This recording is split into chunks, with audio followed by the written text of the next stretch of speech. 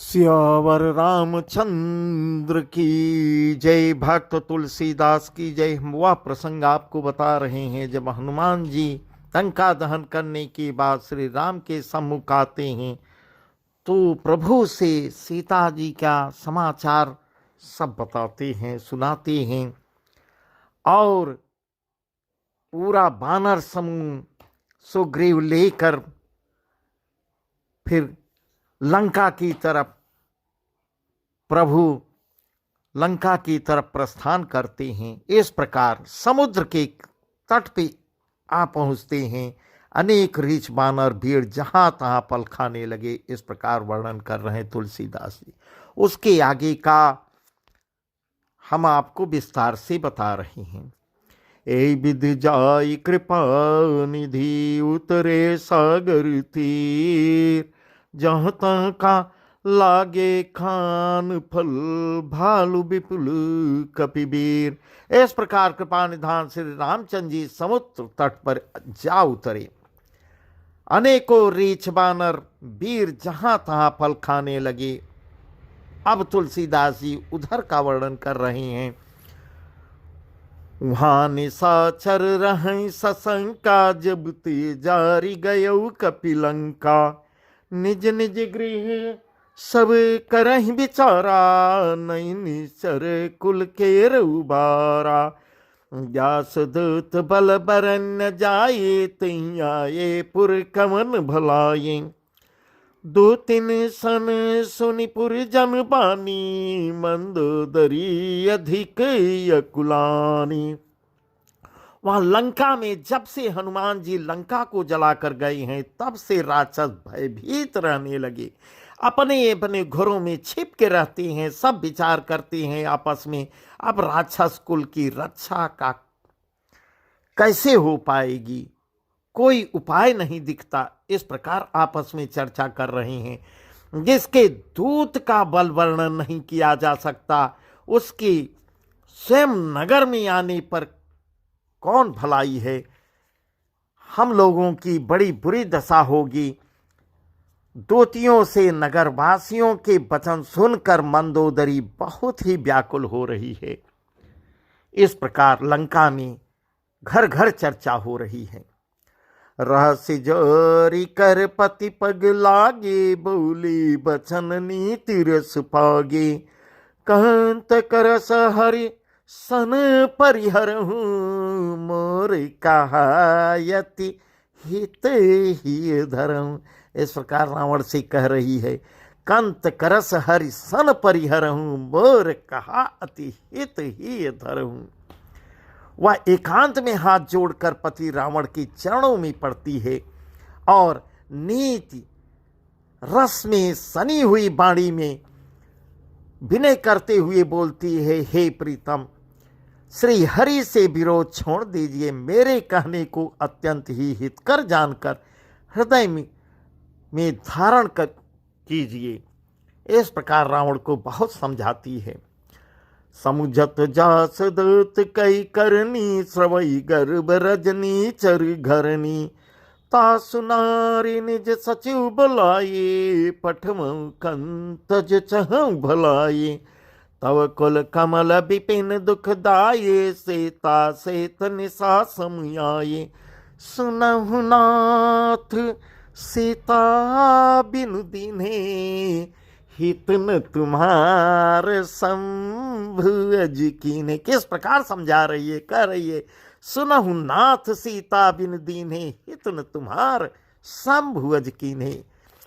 जिनके दूत की करनी का विचार करते ही, स्मरण आते ही राक्षसों की स्त्रियों की गर्भ गिर जाती हैं। हे प्यारे स्वामी, यदि भला चाहते हैं तो अपने मंत्री को बुलाकर उसके साथ उनकी स्त्री को वापस भेज दीजिए। इस प्रकार का मंदोदरी रावण को सलाह दे रही है। सीता आपके कुल रूपी कमलों के वन को दुख देने वाली जाड़े की रात्रि के समान आई है। हे नाथ सुनिए, सीता को लौटाए बिना शंभु और ब्रह्मा के किए भी आपका भला नहीं हो सकता। इस प्रकार मंदोदरी रावण को समझा रही है। राम बाण यही गन सरिस निकर निशाचर भेक। जब लगी ग्रसतन तब लगी जतन करहूं तज टेक। श्री राम के बाण सर्पों के समूह के समान हैं और राक्षसों के समूह मेढक के समान हैं।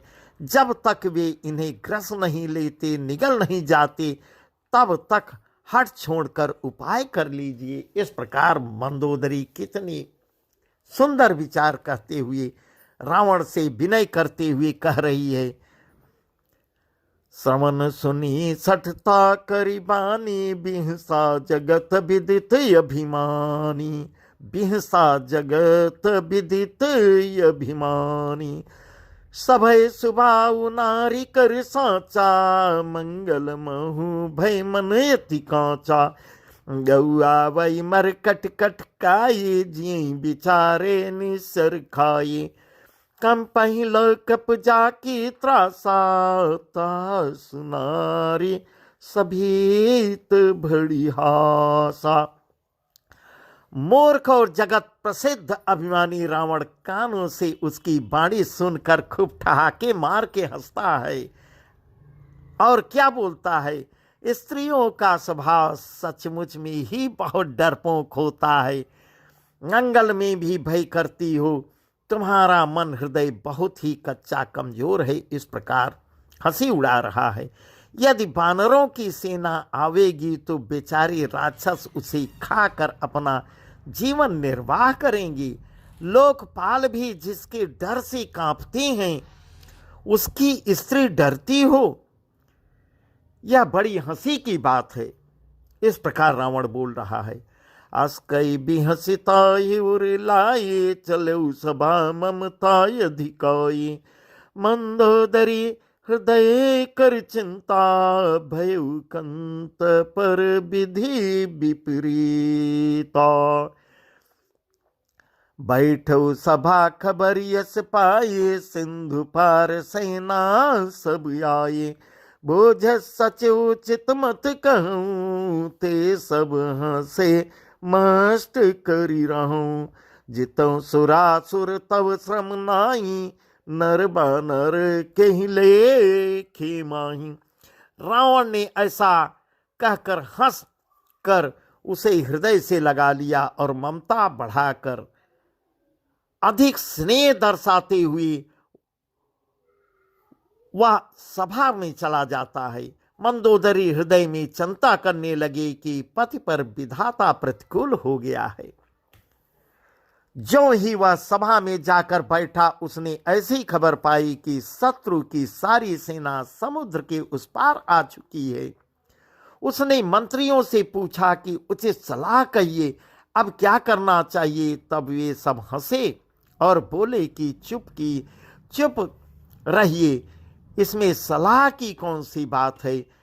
आपने देवताओं और राक्षसों को जीत लिया है, तब तो कुछ श्रम ही नहीं हुआ, फिर मनुष्य और बानर किस गिनती में आते हैं। और उसके सलाहकार भी और अच्छे सलाह देते चले जा रहे हैं। सचिव वैद गुर तीन, जो प्रिय बोलहि भैयास। राज धर्म तन तीन कर होई बेगहीनास। मंत्री, वैद्य और गुरु, ये तीन यदि अप्रसन्नता के भय या लाभ की आशा से हित की बात न कहकर चिकनी चुपड़ी बातें, प्रिय बातें बोलते हैं, ठकुर सुहाती कहने लगते हैं, तो क्रमशः राज, शरीर और धर्म, इन तीनों का शीघ्र ही नाश हो जाता है। इस प्रकार तुलसीदास जी कह रहे हैं। सोई रावण कहु बनी सहाय, अस्तुत करहि सुनाए। अवसर जानी विभीषण आवा, भ्राता चरण शीसु तेहि नावा। रावण के लिए भी वही सहायता संयोग आ बनी है। मंत्री उसे सुना कर मुंह पर स्तुति करते हैं। उसी समय अवसर को देखते हुए विभीषण जी आ जाते हैं। उन्होंने बड़े भाई के चरणों में सिर नवाया। पुन सिर नाई बैठ निज आसन, बोला बचन पाई अनुशासन। जो कृपाल पूछ मही बाता, मति अनुरूप कहूँ हित ताता। जो आपन चाहे कल्याणा, सुजस सुमति शुभ गति सुख नाना। सो पर नारी लिलार गोसाई, तजऊ चौथे के चंद किनाई। 14 भुवन एक पति होई, भूत द्रोतिष्ठ नहीं सोई। गुण सागर नागर नर जो, अलप लब भल कहन को। इस प्रकार विभीषण क्या अच्छी सलाह दे रहे हैं, पर रावण कितना मानता है। फिर वे विभीषण सिर नवाकर अपने आसन पर बैठ गए और आज्ञा पाकर ये वचन बोले, हे कृपालु, अब आपने मुझसे बात राय पूछी है, तो हे तात, मैं अपनी बुद्धि के अनुसार आपके हित की ही बात कहूंगा, जिसमें आपका कल्याण हो, लंका का कल्याण हो। जो मनुष्य अपना कल्याण, सुंदर यश, सुबुद्धि, शुभ गति और नाना प्रकार के सुख चाहता है, वह हे स्वामी पर स्त्री को, ललाट को चौथ के चंद्रमा की तरह त्याग दे। ऐसा जैसे लोग चौथ की चंद्रमा को नहीं देखते, उसी प्रकार पर स्त्री का मुख ही नहीं देखते। इस प्रकार की सलाह दे रहा है। 14 भुवनों का एक ही स्वामी हो, वह भी जीवों से बैर करके ठहर नहीं सकता, नष्ट हो जाता है। जो मनुष्य गुणों का समुद्र और चतुर हो, उसे चाहे थोड़ा भी लोभ क्यों न हो, तो भी कोई भला नहीं कहता। काम क्रोध मद लोभ सब नाथ नरक के पंथ।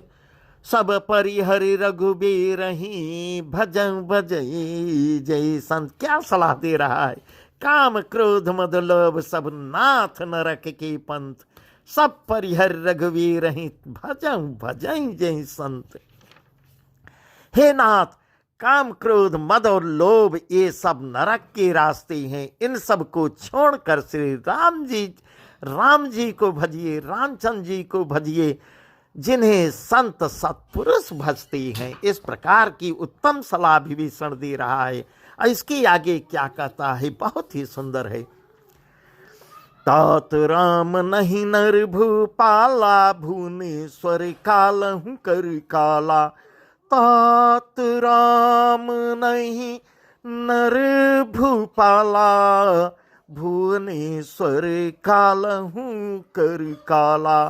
ब्रह्म यनामय यज भगवंता, व्यापक यजित अनादि अनंता। गोदिज धेनु देवहितकारी, कृपा सिंधु मानुष तनुधारी। जन रंजन भंजन खल भ्राता, वेद धर्म रक्षक सुनि भ्राता। तो विभीषण क्या कर रहे हैं, हे तात, राम मनुष्यों के ही राजा नहीं हैं, वे समस्त लोकों के स्वामी हैं और काल के भी काल हैं। इस प्रकार सुनिए, वे संपूर्ण ऐश्वर्य, यश, श्री, धर्म, वैराग्य और ज्ञान के भंडार हैं, भगवान हैं। वे निरामय, विकार रहित, अजन्मा, व्यापक, अजेय, अनादि और अनंत ब्रह्म हैं। इस प्रकार विभीषण जी कह रहे हैं। उन कृपा के समुद्र भगवान ने पृथ्वी, ब्राह्मण, गौ और देवताओं का हित करने के लिए ही मनुष्य शरीर धारण किया है। हे भाई सुनिए, वे सेवकों को आनंद देने वाले हैं, दुष्टों के समूहों का नाश करने वाले हैं और वेद तथा धर्म की रक्षा करने वाले हैं। इस प्रकार विभीषण रावण को सलाह दे रहा है। ताहि बयरु तजनाये माथा, प्रंतारति भंजन रघुनाथा। ताहि बयरु तजनाई माथा प्रंतरते भंजन रघुनाथा। गेहुनाथ प्रभु कहु बै देहि भजऊ राम बिनु हेतु सनेहि। शरण गए प्रभु ताहुन त्यागा विश्वद्रोह कृत अघ जेहि लागा। जासु नाम त्रैतापन सामन सोई प्रभु प्रगट समुझ जी रावण। इस प्रकार कह रहे हैं विभीषण, इस प्रकार कह रहे हैं, वर्णन कर रहे हैं, सलाह दे रहे हैं कि हे भाई, बैर त्याग कर उन्हें मस्तक नवाइए। वे श्री रघुनाथ जी शरणागत का दुख नाश करने वाले हैं। हे नाथ, उन प्रभु सर्वेश्वर को जानकी जी दे दीजिए और बिना ही कारण स्नेह करने वाले श्री रामचंद्र जी को भजिए, जिसे संपूर्ण जगत से द्रोह करने का पाप लगा है। शरण जाने पर प्रभु उसका भी त्याग नहीं करते। जिनका नाम तीनों तापों का नाश करने वाला है, वे ही प्रभु भगवान मनुष्य रूप में प्रकट हुए हैं। हे रावण, हृदय में यह समझ लीजिए। कितनी अच्छी सलाह विभीषण दे रहे हैं, पर रावण कहाँ मानने वाला है। बार बार पद लागऊं विनय करऊं दसीस, परिहरि मान महमद भजऊं को सलाधीस। हे दसीस, मैं बार बार आपके चरणों में लगता हूं और विनती करता हूं कि मान मोह और मद को त्याग कर आप कौशलपति श्री राम जी का भजन कीजिए। मुनि पुलस्त निज से सन कही पठई यह बात, तुरत मैं प्रभु सन कही पाय सरतात। मुनि पुलस्त जी ने अपने शिष्य के हाथ यह बात कहला भेजी है कि हे तात, सुंदर अवसर पाकर मैंने तुरंत ही वह बात प्रभु आपसे कह दी। इस प्रकार का विभीषण भाई को सलाह दे रहे हैं। माल्यवंत सचिव सयाना, तासु बचन सुनियत सुख माना। तहत अनुज तव नीति विभूषण, सौर धर भुज कहत विभीषण। रिपुत करस कहत सठ दो, दूर न करऊं यहाँ ही को।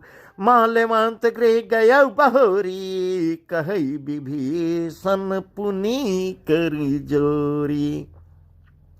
इस प्रकार कह रहे हैं, पुलस्त जी ने यह संदेश भेजा है, ऐसा आप करिए। माल्यवान नाम का एक बहुत ही बुद्धिमान मंत्री था। उसने उन विभीषण के वचन सुनकर बहुत ही सुख माना, उसको बहुत अच्छा लगा और कहा, हे तात, आपके छोटे भाई नीति की विभूषण हैं, नीति को भूषण रूप में धारण करने वाले अर्थात नीति के ज्ञाता हैं। विभीषण जो कुछ कह रहे हैं उसे हृदय में धारण कर लीजिए। तब रावण क्या कहता है? रावण ने कहा, हे दोनों मूर्ख शत्रु की महिमा का बखान कर रहे हो, यहाँ कोई है, इन्हें दूर करो न। तब माल्यवान तो अपने घर लौट गए और विभीषण फिर भी हाथ जोड़कर बार बार विनती कर रहे हैं और इस प्रकार समझा रहे हैं। सुमति कुमति सबके उर रही, नाथ पुराण निगम यस कहीं। सुमति कुमति सबके उर रही, नाथ पुराण निगम यस कहीं। जहाँ सुमति तह संपत्ति नाना, जहाँ कुमति तह विपत्ति निधाना। हे नाथ, पुराण और वेद ऐसा कहते हैं कि सुबुद्धि अच्छी बुद्धि और खोटी बुद्धि सबके हृदय में वास करती है। जहाँ सुबुद्धि है वहाँ नाना प्रकार की संपदाएं सुख की स्थिति रहती है, और जहाँ कुबुद्धि है वहाँ परिणाम में विपत्ति दुख ही दुख है। तौरकमति बसे विपरीता, हित अनहित मानहूँ रिपु प्रीता। काल राति निसर कुल केरी तेहि सीता पर प्रीति घनेरी। इस प्रकार विभीषण कह रहे हैं आपके हृदय में उल्टी बुद्धि आ बसी है, इसी से आप हित को अहित और शत्रु को मित्र मान रहे हैं, जो राक्षस कुल के लिए काल रात्रि के समान है। उन सीता पर आपकी बड़ी प्रीति है। इस प्रकार विभीषण कह रहे हैं तात चरण गहिमा गौ राखौ मोर दुलार, सीता देहु राम कहू अहित न होई तुम्हार। बार बार विभीषण निवेदन कह रहे हैं हे तात, मैं चरण पकड़ कर आपसे भीख मांगता हूँ, विनय करता हूँ कि आप मेरा दुलार रखिए, मुझ बालक के आग्रह को स्नेहपूर्वक स्वीकार कर लीजिए। श्री राम जी को सीता वापस दे दीजिए, जिसमें ही आपका कल्याण है, लंका का कल्याण है। इस प्रकार की क्या सुंदर सलाह दे रहे हैं, पर रावण नहीं मानता। श्यावर रामचंद्र की जय, उमापति महादेव की जय, पवन सुत हनुमान की जय, भक्त तुलसीदास की जय। आज का प्रसंग यहीं तक, इसकी आगे का बहुत ही सुंदर प्रसंग है, कल हम आपको बताएंगे।